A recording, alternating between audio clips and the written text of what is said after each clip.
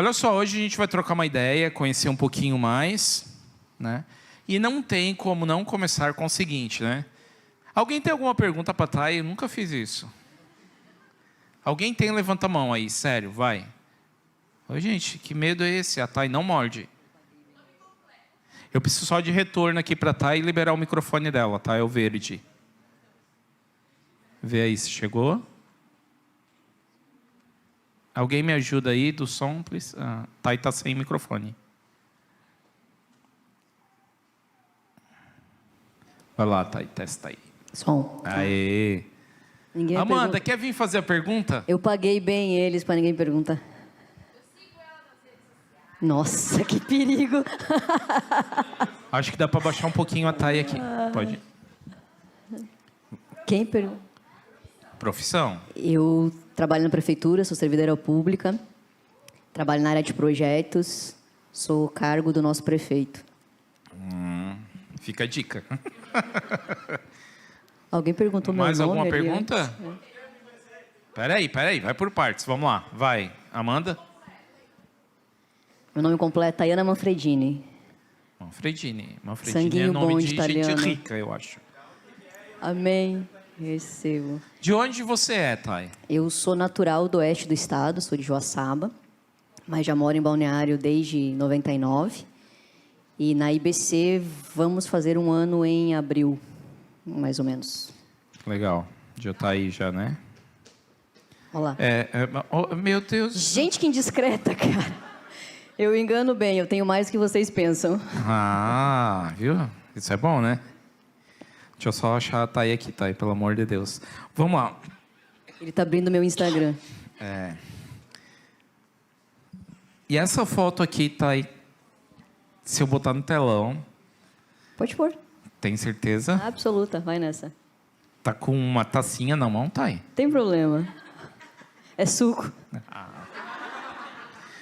Fica a dica, eu vou relembrar vocês todos os sábados. A abstinência pública. Ok?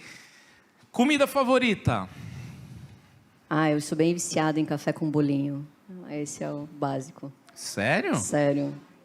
Passa qualquer outra coisa pelo café com bolo básico, gente. Sem glúten. Sem glúten. Lazer? Caminhada. Gosto muito de leitura. Sou bem fã de cinema. E ultimamente tenho ficado mais com a minha família, minha sobrinha, meu afilhado, que dá bastante trabalho. Tenho andado nesse ritmo. Certo. Uma viagem inesquecível. Putz, eu vou me entregar agora. O que eu fui falar da taça? Foi. Meu Deus, corta a transmissão. É a taça da Copa. Tipo, é isso, claro. Tá. Não, mas eu tenho... eu tive uma época que eu cursava a faculdade de Engenharia de Alimentos. Antes da Cruz. Isso. Antes da Cruz? Isso, Graças bem antes. Graças a Deus. Vai. E a gente fez Rota do Vinho, tanto aqui no Rio Grande do Sul quanto no Uruguai. Tá bom. Foi muito bom. Que bom. Brincadeira, gente. Foram as fazendas de café no interior de São Paulo, as fazendas de cacau na Bahia. Café, isso, tá foi. Bom. Você viu, né, cara? Ele tava no meu Instagram mesmo. Então, Thay, obrigado, varões. Thay, olha só, a gente quer te conhecer um pouquinho mais, a gente falou de coisas naturais, óbvio, né? E você precisa saber o seguinte, né? Se tu pudesse falar em 2 palavras, ok? Uma palavra para Thay antes de Cristo e Thay depois de Cristo. Nossa. A Thay antes era perdida, só isso. Não consigo achar outro termo. E o depois eu sempre falo que ainda é um processo, assim, né? É uma transformação realmente de tudo. Então... Beleza. E a Thay nasceu... para vocês saberem, a Thay nasceu numa casa de crente. E a Thay já rodava no ventre, girava no manto, era super crente, isso? Não. Só que não? Não. Ninguém da minha família era cristão. A gente se converteu bem mais pra frente. Minha mãe que puxou o Alguém barco. traz água para ela, por favor. O mais servo E lembrando que o menor é o maior de todos no reino de Deus, então parabéns para você. Tá, tua mãe? A minha mãe foi a primeira que foi convidada a ir para a igreja e a família estava bem bagunçada antes disso, então não somos de berço cristão. Legal. E aí, como foi teu processo de conversão? Olha, a primeira vez que eu coloquei os pés dentro de uma igreja, eu tinha 19 para 20 anos. E era uma pessoa normal, não tinha nada de, né? Eu era até bem chata, assim. Tá, então assim, ó, a gente nem combinou, precisa saber. Características, Thay. Bem chata como? Eu era a filha certinha. Mais faladora Não, eu era ou deira? a filha certinha. Faladoeira. Faladeira. Não, eu era a filha certinha, o CDF, o cabeção. CDF? Essa era eu, não tinha... Tipo nerd. Eu me desvirtuei depois que vim para Balneário, que daí faculdade, amigos, enfim. Tá, a gente vai chegar lá. É. Mas era mais na tua, assim. Isso. E aí a minha conversão foi assim, uma pessoa convidou minha mãe, ela me chamou para ir junto e... Eu não sei, eu tô te interrompendo porque eu não sei mais ou menos quantos anos. Você quer que eu entregue minha idade, né? Não, então vamos fazer assim, ó, fase da sua vida. Bebê, Na adolescente. época, eu estava na época da faculdade, tinha 19 para 20. Beleza. Ok. E fechou. E eu lembro assim, foi um culto normal, foi tudo normal, não teve nada de extraordinário assim. E no momento do apelo eu fui meio que na onda, né? Fizeram apelo, minha mãe começou a ir, eu lembro que era um corredor muito grande até chegar no púlpito. E eu fui indo atrás dela, assim, e por algum motivo eu percebi que, cara, meu peito começou a incendiar, assim, eu não sabia o que estava acontecendo. E eu comecei a chorar muito. E foi ali que eu entreguei a vida para Cristo. E comecei a frequentar a igreja, né? Tá? Vamos dar um aplauso aí pra Nath. Ó, a Nath é super serva. Quem precisar de ajuda é só chamar a Nath. Não é, Nath? Desculpa. Mas eu não julgo que ali foi especificamente a conversão, né? Até eu não conhecia ninguém na igreja, então eu demorei assim para ser vista, para ser alcançada, então eu não tive um discipulador, não tive alguém. E como era isso para você? Porque assim, ó, você foi no corredor, tipo a música, estou pegando fogo. Tipo isso. Chama, né? E aí comigo foi assim também. Se você não sentiu fogo enquanto estava andando, tem alguma coisa errada com a tua conversão. A gente já conversou e chegou a essa conclusão, não foi? Você não é eleito. Né? Base bíblica, não nos ardia o coração enquanto ele... Exatamente. Para os teólogos não apedrejarem. Exatamente. Está na Bíblia, gente. A gente não vai falar heresia hoje. Mas, né, nesse processo, para você, então, assim, derramou teu coração ali diante do Senhor, mas então ficou sozinha um período, na teoria. Fiquei. Demorou, e como era assim. isso? Na verdade, não foi legal, porque, como eu disse, era uma época de faculdade, por mais que eu estava ali, eu estudava, eu buscava, mas estava sozinha, não tinha uma pessoa orientando. E aí, assim, bem facinho mesmo, eu fui me perdendo, assim, e fiquei praticamente no mesmo estilo de vida que eu estava antes, né? Meio Raimundo, pé, né, numa igreja, um pouco no mundo. E continuei, segui minha vida. Tá, mas então o que tu está querendo me dizer é o seguinte. Vamos lá. O Senhor te alcançou. Sim. Convenceu teu coração, Sim. tá tudo bem. Mas se tivesse alguém mais próximo, não a questão da salvação, mas o ato de estar frequentando e estar junto seria um pouco mais fácil. Então. Sim.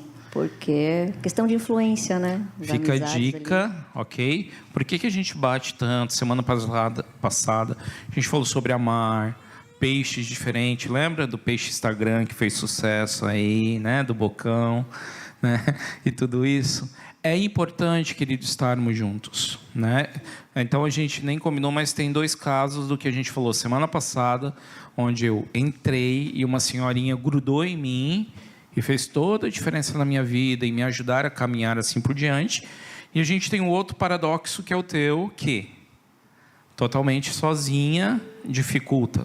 E a gente tem algumas bases bíblicas para isso, querido, como é melhor em ser dois do que um, porque se um cair, levanta o outro, e ai daquele que está sozinho, que não tem quem o levante, que eu acho que é mais ou menos isso que está falando, né, Thay?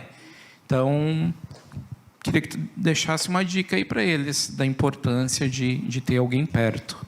Até porque você valoriza muito isso. Sim, sim. Eu acho que o papel do discipulador, né, você ter um irmão mais velho na caminhada para te ajudar, tirar dúvidas, até para estudar a Bíblia, e, enfim, né? E eu acho que meio que gera um murinho de proteção ali, porque as amizades elas vêm firme e eu acho que nenhum lado quer perder, né? E naquela época, por mais que assim, foi tudo muito legal, a experiência foi muito legal, mas eu não levei aquilo adiante, eu não alimentei aquilo. Eu continuei vivendo como se nada tivesse acontecendo. Estava lá, acompanhava a minha mãe, mas depois saía do culto e era rolê, era qualquer outra coisa, né? E aí, como você retornou para a igreja? Como aconteceu? Aí foi... Aí tem uma pausa que eu sei. Teve uma pausa dramática aqui, né? Bom, eu nunca fui essa pessoa baladeira, de bebida, de Zé Droguinha, nada. Mas eu era dos relacionamentos, dos contatinhos, né? Os crushzinhos. E a vida foi indo, foi indo, foi indo. Conheci uma pessoa que a gente acabou casando. Ele se converteu por minha causa, não foi por Cristo, não, né? Enfim, tem um rolê todo ali. E eu tinha um problema muito sério em confiar em pessoas, então eu tenho uma situação delicada com meu pai, principalmente confiar em homens, né? Esse cara me traiu, enfim. Fiquei 2 anos com ele, mas devolvi o presente, traí também, enfim. Fiquei 2 anos com ele, com mais uma pessoa. E eu sofri um acidente ali, final de 2006, na faculdade. Fiquei presa embaixo do carro, passei por cirurgia, fiquei internada. E o cara simplesmente sumiu, e ali eu decidi, chega. Acabei com tudo, terminei, encerrei. E aí me larguei de vez, né? Aí fui morar em São Paulo, trabalhei, estudei em São Paulo. Balada em São Paulo que mais tem. São Paulo oferece tudo a qualquer hora do dia. E ali a coisa foi andando. E eu sempre nessas. Cuidava muito do meu trabalho, da minha profissão, né? Porque vida de luxo custa, né, gente? A gente precisava de dinheiro. E os relacionamentos rolando. E foram assim, alguns relacionamentos com homens, alguns relacionamentos com mulheres. Até que eu acabei meio que indo morar junto com uma menina. E foi quando eu acalmei, assim, né? Entre aspas. Eu achava que estava tudo bem. E essa menina, ela vem de uma família espírita. E ela começou a frequentar umas reuniões de daime, uns troços muito loucos, enfim, né? E eu lembro que ela na pilha foi Posso assim... fazer uma pausa? Pode. Daime. Quem sabe o que é daime? Eu acho que a gente vai falar bem rapidinho. Dá um spoiler aí para eles. É um chazinho alucinógeno feito à base de ayahuasca. Que você toma, fica muito louco. Você vê coisas, você alucina. Tinha gente que achava que estava possuído, que estava qualquer coisa assim, né? E ela... Isso não é legal. Não, né? No meu caso. Tá bom. Então, assim... Sabe, a gente fala tanto de drogas e coisas, mas tem tantas outras coisas também. Então, cuidem, gente. O gosto dele é horrível. Tipo, ele não chega a viciar porque o gosto é extremamente ruim, né? Mas, enfim, ela foi numa reunião dessa, voltou assim, Desculpa, maravilhada. Thay, desculpa. Mas tem um âmbito religioso dentro disso, né? Só para saberem também, tá? Sim. Essa é a causa, né? Mas a forma como a gente estava participando daquilo era um ritual, era espiritual de alguma forma, né? Exato. E aí ela, vamos. Eu falei, cara... E assim, eu era perdida, mas eu sabia de onde eu vinha. Então, eu ainda tinha aquela coisa de, minha família... Lá do Jesus, coração, a que semente queimou lá ali. no corredor. Isso. E aí eu falei, vamos. E eu lembro que eu cheguei lá e era um negócio tipo assim, depois que entrou, se você não quiser tomar o raio do chá, tu sai. Depois que tá lá, ou você toma ou você toma. E eu desesperada ali já, né? Porque eu queria ver o que acontecia, mas eu não queria participar. E é um copinho de café que eles te dão assim, gente, com aquele copinho na minha mão. Eu fiz uma oração. Eu olhei pro chá e eu falei, Deus, em nome de Jesus, não me deixe alucinar aqui. Fecha meu corpo, Espírito Santo, fica aqui comigo. E pá, tomei o chá. E eu lembro que eu vi todo mundo alucinar muito, assim. Eu fiquei, né? E eu fui nessa reunião outras vezes. Chegou uma hora que eu tomava o chá e dormia. E o Daime é assim, gente. Você toma ele e obrigatoriamente você vomita, não interessa. E é aí que bate essa pilha toda. E eu lembro que a galera tomava um copinho de nada, assim, e vomitava horrores, cara, litros, assim. E o povo dizia, não, quanto mais você vomita, mais impureza tem. Eu tomava o copinho, só vomitava o copinho, então eu tava limpinha. Tá, olha só. A gente tem um grande problema aqui. Eu tava bem limpinha. Porque é nojento, mas esse vômito deve vir da quantidade de coisas que tem dentro também. Com certeza. Então, Mas eu estaria pra muito sujo pela quantidade de coisas que eu Não, tenho para dentro eles de tem mim. uma característica espiritual, né? Tinha gente que passava mal de verdade, assim, Então, óbvio, né, que... E aí chegou uma hora que, assim, eu tomava, vomitava e dormia. E a última vez que eu fui lá, eu lembro que bateu um negócio meio diferente, assim. Eu falei, opa, tá na hora de eu parar aqui. E eu lembro que eu fui para casa, eu tive um sonho. Posso contar o sonho? Ou Pode. Pode. você Não, herege se eu contar? Na hora que tu falar o negócio... Pim, pode Tá, ir. Fechou. Eu lembro que eu fui para casa... Pim. E Não, é só um teste. Aquele... Os rituais, eles aconteciam de madrugada, assim. E aí eu cheguei em casa, eu não quis dormir, queria deixar para dormir à noite. E eu lembro que eu tive um sonho muito louco, assim, que eu estava num campadão verde, uma parede branca encostada, tinha uma luz branca no meu corpo todo, assim. E aí tinha a figura de uma entidade. Pode ir, vai. Uma entidade do lado. Pronto. E aquele cara... É uma brincadeira interna.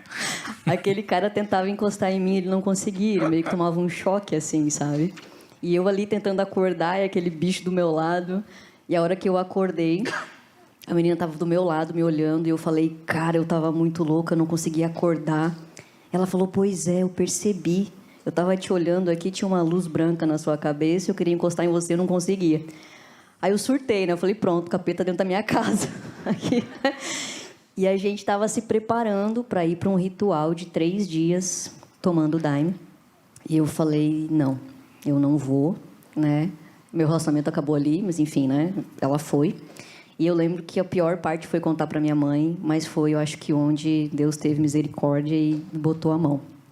Eu contei para ela o que estava acontecendo. Você estava lá em São Paulo. Eu estava morando em São Paulo. Cara, minha mãe orou 14 anos pela minha vida, né? Pela minha conversão. E aí, eu falei para ela o que estava acontecendo.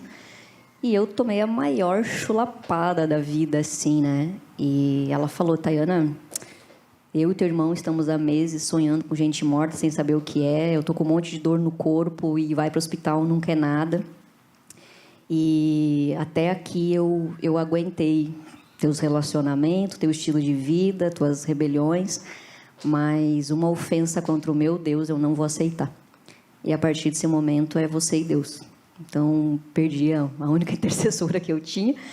E ela falou, a única oração que eu faço é para que Deus te ouça, mas agora é você e Deus. Né? E eu tenho certeza, eu acho que Deus teve misericórdia de mim muitas vezes por amor à minha mãe. Aí eu fiquei desesperada. Aí eu falei, pronto, né? Mas foi a chapuletada que eu precisava. Vou aproveitar essa tua deixa, porque assim, pensando sobre o que você falou e não estava programado, existe essa tendência no coração de todo mundo, tá? Tô com um problema, vou pedir oração. Exato. É quase um desencargo de consciência, tá entendendo? Porque eu posso continuar fazendo o que eu quero, Exato. porque tem alguém orando e tá tudo bem. Exato. E aí quando tira quase que esse sustento que você cria dentro de você, dá um desespero. Então assim, continue pedindo oração, fique tranquilo. Sim. Iremos orar. Não é garantia nenhuma. Mas a gente precisa também não fazer da oração uma desculpa para algumas coisas, né? E para mim era quase um versículo bíblico, né? Tipo, mães de joelho, filhos em pé. Então, Mães de joelho, filho jogado no chão se arrependendo. Exatamente, arrebentado, né? Chapuletado. E aí, a minha mãe, ela sempre me mandava uns videozinhos de uma pastora. Pim. Não, E tô aí, brincando. Não pode falar, é a Bianca. ela me mandava uns vídeos da Bianca Toledo. Isso. E aí eu comecei a procurar a igreja desesperada, e aí eu achei um vídeo da pastora Bianca Toledo. E assim, ela não tinha nem começado a palavra ainda, né? Ela só, no meio do louvor, da ministração, ela começou a falar ali, e aquilo foi ministrando muito dentro de mim. E eu lembro que, assim, foi no chão da minha cozinha, de joelho, chorando, que eu reconciliei com Jesus. E aí a minha vida deu aquela virada, comecei a procurar a igreja e tal. Terminei meu relacionamento e é muito louco essa parte, porque, assim, nosso relacionamento não terminou porque teve um problema. Porque nesse meio, assim, traição, briga, contenda, ciúme, E não, era tranquilo. A gente terminou porque a gente estava seguindo rumos espirituais diferentes. Então, era um pecado mais sério, Certo. né? Então, Aquele foi negócio ali de que... luz e trevas. Exatamente. Desculpa eu ir te interrompendo, mas é coisa importante para jovens. Julgo desigual, cara. Exato. Como andarão juntos se não houver acordo? Presta muito atenção nessas coisas, tá? Muito, muito, muito. Exato. Eu venho de minha avó paterna, crente, né? Minha avó materna, espírita. Um dia a gente conversa dessas duas junções. E aí eu vim embora, fiquei 4 meses em São Paulo, vim embora para cá. E aí começou esse processo de acompanhamento. E aí, sim, tive pessoas me acompanhando, me discipulando. E eu passei 2 anos, assim... Para mim, foi meio tipo um detox, assim, né? Uma restauração. Mas eu ainda sofria muito com essa questão das atrações. Aquilo me batia muito, né? Tipo assim... Cara, você está na igreja, está sendo acompanhado, você está orando, está certinho, está lendo a Bíblia, tá fazendo isso, né? E não acaba. E aí, eu tive um outro momento com Cristo, assim, que foi o verdadeiro libertador, assim. Amém. Eu participei de uma escola de sexualidade, foi uma imersão de quase 1 mês. E lá eu fui extremamente ministrada, assim. Então, aquilo ali abriu muito os meus olhos para a palavra. E a partir dali foi assim, realmente crescendo, né? De fé em fé, de glória em glória, e enfim, foi nesse esquema. E aí você já estava em Balneário nisso? Já estava em Balneário. E aí você já estava frequentando uma igreja? Estava num outro ministério. Ministério? É. O que você fazia, igreja. Varoa? A caminhada foi acontecendo. E eu lembro que as pessoas me pediam muito para começar a liderança e eu não queria ter esse incômodo, não queria ficar ouvindo ninguém, né? Achava que dava muito trabalho. Mas, como eu sempre vim da área de estudo, eu assumi a coordenação de estudo da igreja, escola de liderança, escola de formação pastoral, tinha um instituto social da qual eu coordenava.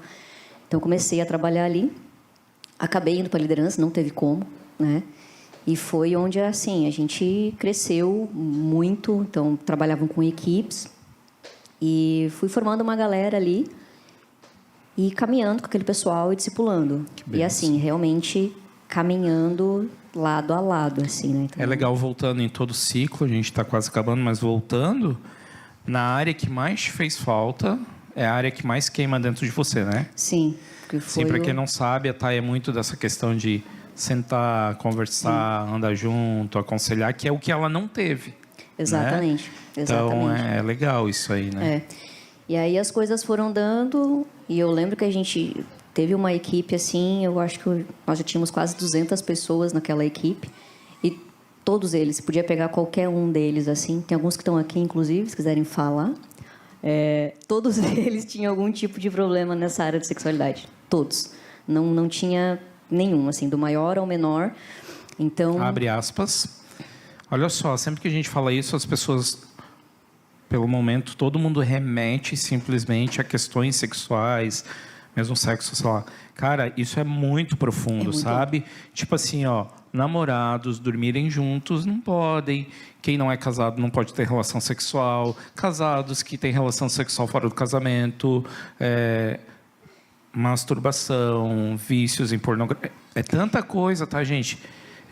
Precisa cuidar. Era de tudo, assim. Que era abuso, era adultério, era pornografia, o vício sexual.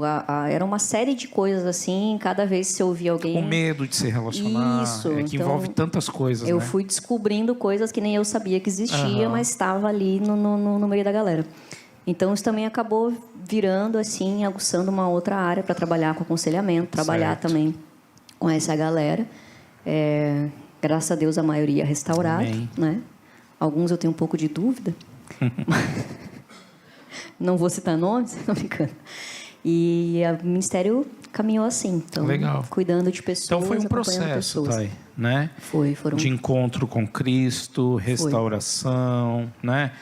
Deixar o mundo. E o Senhor em todos os momentos te acompanhando, te levando a exercer a obra no reino de Deus. Até que a plenitude se deu quando? Aqui na IBC? Tinha que questionar. Daí todo mundo já tá lá dentro julgando. Eu sei que tá. Não. Cara, até que ela encontrou a irresistível bondade de Cristo, IBC. Beleza? Não. Mas, assim, como conheceu aqui a IBC, eu vou dedar. A Gabi tá aí? A Gabi tá aqui. Quem quiser, depois fala comigo. Eu tenho um vídeo no YouTube super antigo. Da Gabi. A Gabi, a Thay, que estavam espiando o território. A gente estava stalkeando aqui. Na verdade, tinha um outro menino que estava comigo na igreja Tinha mais lá. gente. O Sandro. O Sandro e a Jéssica. Tem aqui, ó, a Milena, o Breno, o Cris, o Fagner, o Pablo, a Maria. Tem uma galera aí perdida, né? Tem um casal ali que... Amém. Tudo bem? E aí acabou vindo para a IBC. Em 2020 teve um menino que quis fazer essa mudança de igreja. Eu já conhecia um pouquinho da Batista. Vim acompanhá-lo aqui. A gente veio numa galerinha, dei uma olhada. Foi o aniversário da igreja, era pandemia. O culto era Faz de lá para cá. 2 anos. Só lá tinha. Isso, era de lá para cá, que tinha um pano, estava coberto, sei lá, com uma lona aqui. A gente estava desse lado. E aí comecei a vir esporadicamente, vim acompanhando ele ficou, ele e a namorada. E aí, 2021, a Gabi também veio para cá. E aí a coisa foi andando, né? E aí eu passei alguns processos, assim, de saúde mesmo, né? Na família, meus pais. Ano passado foi um ano muito difícil em relação à saúde física. Então, eu passei por 2 nódulos no ano passado. Um no seio, um no intestino. E um desgaste surreal, assim. Eu tive um burnout muito louco, então um esgotamento, e eu me isolei. Ali eu fechei. Se escondeu. Assim, não se escondeu de fugir, mas de parar, né? Parei. Achar um esconderijo. De certa forma, eu me escondi. Um esconderijo, mas não é aquele de sair de não, Cristo, nada. Eu fechei na concha, fechei na caverninha. Então, muitos daqueles que eu acompanhava lá, a gente conversou, foi um processo assim. Eles também estão aqui e começaram a ser acompanhados aqui, e eu tive que, assim, eu saí de cena, eu realmente me fechei, fiquei um bom tempo sem falar com as pessoas, conversava o mínimo possível. E aí foi um outro processo aqui de acompanhamento, de discipulado. Então, em abril do ano passado, comecei a vir para cá. Já estava conversando com o pastor Ricardo, contigo, passei pelas escolas, tive aquele tempo de namoro aqui com a igreja também. E aí, assim, né, Deus vem restaurando as coisas e vem restaurando também o amor pelas pessoas, pelo ministério, por você estar exercendo algo, estar fazendo algo, né? E aí agora participando com vocês aqui mais Glória ativamente. Glória a Deus. Vai ter gente que vai sair falando que a gente não abriu a Bíblia. Então, abra a Bíblia no Salmo de número 91. Sério, varões. Liguem suas Bíblias. A gente citou o versículo. Abram. Né? A gente fala, eu brinco e tudo, mas a gente vem falando da palavra de Deus desde o começo, dando conselhos bíblicos. Mas nós chegamos a uma conclusão, né? Um salmo tão conhecido, que de tão ser conhecido, de vez em quando passa batido. Mas Salmo 91 vai dizer algo bem interessante. Vai dizer que aquele que habita no esconderijo do Altíssimo e descansa à sombra do Onipotente, diz ao Senhor: Ele é meu refúgio, meu baluarte, meu Deus em quem eu confio.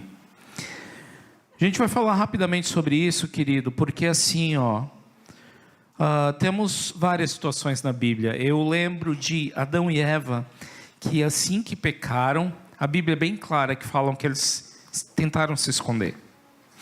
Então, uma das coisas que nos faz tentar se esconder é o pecado. E eu sei que na tua fase tentou se esconder por causa do pecado, não tentou? Eu tentei, tá bom? Então, o primeiro adendo aí é que o pecado, a tendência do pecado é nos fazer esconder. A gente caminha um pouquinho mais e a gente encontra Elias, que recebe um decreto bem interessante, né, de Jezabel: vou acabar com vocês. Diante de uma afronta natural, Elias também se esconde, vai para uma caverna, né? E aí ele fica lá, o Senhor vai lá, fala com ele, restaura a vida dele. A gente tem também Davi, um homem segundo o coração de Deus, coração contrito, compungido, né? Maravilhoso, mas que por causa de algumas atitudes de Saul, corre para a caverna de Adulão. A gente não vai estudar sobre tudo isso. Chega lá, encontra um monte de gente falida, quebrada, um monte de coisa, monta um exército com isso, mas não vem ao caso. O fato é que foi para um esconderijo. E o que eu quero falar e dar um conselho essa semana para você, como jovem, você que nos escuta, é que você corra para o esconderijo certo. Não houve problema de Elias ir para uma caverna, tudo bem, não houve problema de Davi ir para uma caverna, Deus não falou para ele, seus desgraçados, não amo mais vocês, não. Mas a Bíblia dá uma receita de qual é o esconderijo correto e perfeito. O esconderijo é na presença de Deus. Não tem, querido, como você resistir ao pecado fora da presença de Deus. Na sua carne você nunca vai conseguir resistir ao pecado. Não tem como você resistir a afrontas humanas sem ser na presença de Deus. Você vai tomar atitudes naturais que vão piorar a situação em vez de melhorar. Diante de uma ameaça, de um decreto como para Davi, não adianta correr para outros lugares, corra para a presença de Deus. Salmos vai dizer que aquele que, não ouvi, aquele que habita ou visita. A gente tem uma concepção de visitar, tá bom? Porque para nós é assim, presença de Deus. Vou no culto, estou na presença de Deus. Saio do culto, toco minha vida. Vou orar, estou na presença de Deus. Saio da oração, toco minha vida. Não existe. O convite não é para fazer uma visita à presença de Deus, é para habitar. Aquele que habita no esconderijo do Altíssimo, a sombra do Onipotente, descansará. Habitar é viver na presença dEle. Quando você vai olhar isso, dá mais o sentido de você estar na presença de Deus e sair para trabalhar, fazer tuas coisas com Ele, do que simplesmente fazer tuas coisas e ir para a presença dEle. A Thay passou esse tempinho num esconderijo, não foi? Né? E a gente procura, eu já tive esconderijos, cara. Todo mundo aqui já teve. Mas a gente precisa lembrar de uma coisa, que o Senhor sempre nos acha. Adão e Eva tentaram se esconder, foram achados pelo Senhor. Elias, vou para uma caverna descansar, achado pelo Senhor. Davi, na caverna, o Senhor conhecia Davi. Tanto é que Davi vai dizer o seguinte, olha, Salmo 129. Para onde fugirei da tua presença? Onde me ausentarei do teu espírito? Se eu subir aos céus, lá tu estás. Se eu descer à mais profundeza cova, ali tu está. Se eu fizer minha cama, ali tu está. Cara, não tem como fugir da presença de Deus. Nós achamos algumas vezes, para terminar, que... O pessoal do louvor pode ir subindo. Nós achamos algumas vezes que nós podemos fugir. Sabe? Vou dar uma saída. Não existe. Nós estamos constantemente diante dos olhos do Senhor. E o Senhor nos encontra, querido. Toda essa vida da Thay e toda a história da Thay, vários esconderijos ela tentou, como a gente tenta. Mas o esconderijo, e eu vou terminar perguntando para ela, se ela concorda comigo, que o melhor de todos os esconderijos, o mais seguro, o mais completo, o que preencheu todas as coisas, foi a presença de Deus. Com certeza. Não tem outro lugar, querido. Então, eu quero te convidar essa semana a buscar a Deus através da sua palavra. Buscar a Deus através da sua presença. Derramar teu coração diante dEle e render toda a tua vida diante dEle, para a glória dEle.